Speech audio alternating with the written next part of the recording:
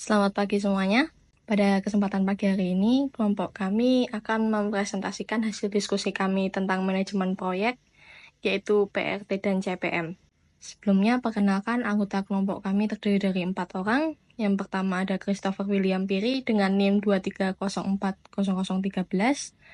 Lalu ada Gracia Stefani dengan NIM 23040002. Lalu ada Gafgaria Sudrajat Budi Darminto dengan NIM 23040003. Lalu yang terakhir ada Evan Setiawan Wicaksono dengan NIM 23040001. Lalu langsung saja masuk ke dalam pembahasannya. Dalam manajemen proyek, terdapat dua metode yang cukup populer untuk membantu proses perencanaan dan penjadwalan aktivitas, yaitu ada PRT, Program Evaluation and Review Technique, dan CPM, Critical Path Method. Keduanya digunakan untuk mengelola waktu pelaksanaan proyek, agar lebih efisien dan terorganisir.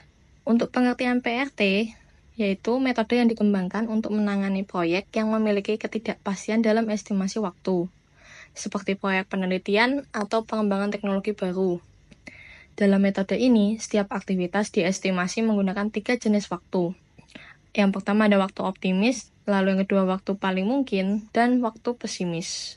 Dari ketiga estimasi ini, dihitunglah durasi yang diharapkan, atau expected duration, TE, yaitu waktu rata-rata yang diperkirakan dibutuhkan untuk menyelesaikan aktivitas tersebut. Selain itu, PRT juga menghitung variansi untuk menunjukkan seberapa besar ketidakpastian dari durasi tersebut. Semakin besar variansinya, semakin tinggi ketidakpastian durasi aktivitas itu. Sementara itu, pengertian CPM adalah metode yang digunakan pada proyek-proyek yang durasi aktivitasnya sudah diketahui secara pasti dan tetap.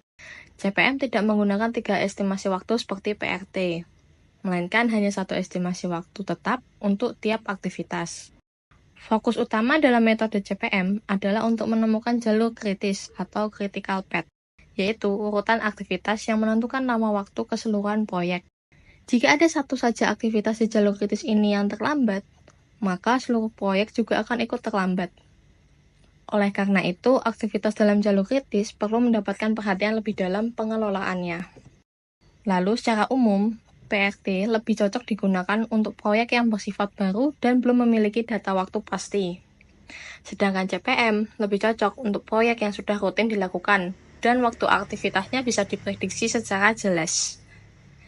Meskipun memiliki pendekatan yang berbeda, baik PRT maupun CPM memiliki tujuan yang sama, yaitu untuk membantu perencanaan, pengendalian, dan evaluasi proyek agar berjalan tepat waktu dan efisien. Lalu langsung masuk saja ke contoh soal, yaitu ada proyek peluncuran aplikasi Smart Laundry. PT Inovasi Digital, sebuah perusahaan rintisan di bidang teknologi, berencana meluncurkan aplikasi seluler baru bernama Smart Laundry. Aplikasi ini bertujuan untuk memudahkan pengguna mencari dan memesan jasa laundry terdekat, serta memantau status cucian mereka secara real-time. Manajer proyek, Ibu Retno, telah mengidentifikasi serangkaian aktivitas kunci yang harus diselesaikan untuk meluncurkan aplikasi ini. Beliau juga telah mengumpulkan estimasi waktu dalam hari kerja dan timnya untuk setiap aktivitas dalam 3 skenario. Yang pertama ada optimis jika semuanya berjalan sangat lancar. Lalu paling mungkin skenario normal dan pesimis jika ada hambatan tak terduga. Lalu berikut ini adalah daftar aktivitas, aktivitas pendahulu, dan estimasi durasi untuk proyek peluncuran aplikasi Smart Laundry. Dari tabel daftar aktivitas ini, memudahkan kita untuk mengerjakan soal-soal yang akan kita kerjakan dan kita bahas di presentasi pagi hari ini. Langsung saja masuk ke dalam pembahasannya. Yang pertama, hitunglah durasi yang diharapkan, expect duration, dan variansi untuk setiap aktivitas. Untuk kode aktivitas, saya buat runtut dari A sampai ke H. Pada bagian ini, saya menghitung durasi yang diharapkan dan variansi untuk setiap aktivitas dalam proyek penggunaan metode PRT. Lalu untuk rumus menghitung TE adalah O plus 4M plus P bagi 6. Sedangkan rumus untuk variansi, P min O bagi 6 pangkat 2. Hasil perhitungan TE menunjukkan perkiraan durasi rata-rata suatu aktivitas, sedangkan variansi menunjukkan tingkat ketidakpastian dari durasi tersebut.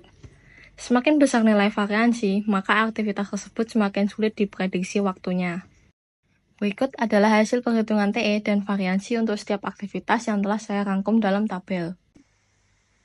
Berdasarkan hasil perhitungan penggunaan metode PRT, diperoleh nilai expected duration untuk setiap aktivitas dalam proyek.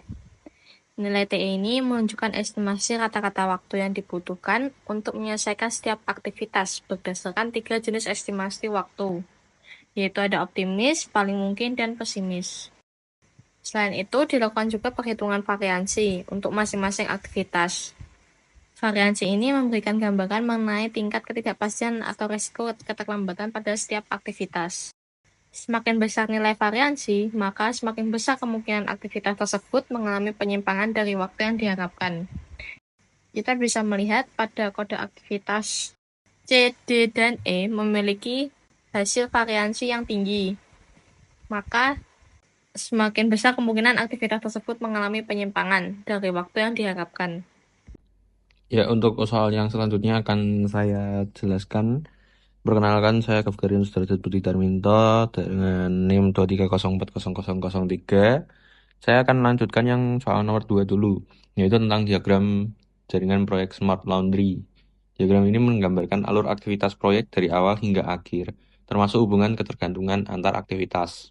Proyek dimulai dari aktivitas A, yaitu perencanaan konsep dan fitur awal. Setelah itu terbagi menjadi dua, yaitu aktivitas B, ya, yang aktivitasnya melakukan desain UI UX, dan aktivitas C, pengembangan back-end, yang bisa berjalan secara paralel atau bersama.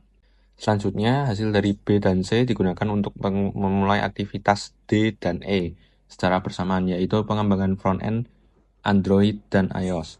Setelah D dan E selesai, proyek lanjut ke aktivitas F, yaitu integrasi API dan pengujian modul.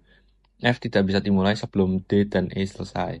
Setelah integrasi selesai, proyek dilanjutkan dengan aktivitas G untuk pengujian sistem secara keseluruhan, dan yang terakhir ditutup dengan aktivitas H, yaitu peluncuran aplikasi dan kegiatan pemasaran.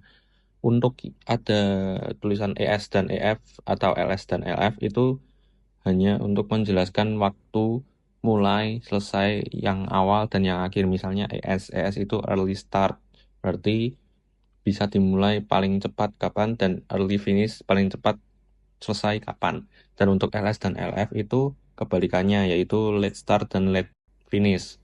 Startnya kapan ya untuk waktu yang terlambat, dan finishnya yang paling terlambat itu di minggu keberapa. Oke, langsung kita lanjut ke nomor 3. Di soal nomor 3, identifikasi jalur kritis dan durasi proyek.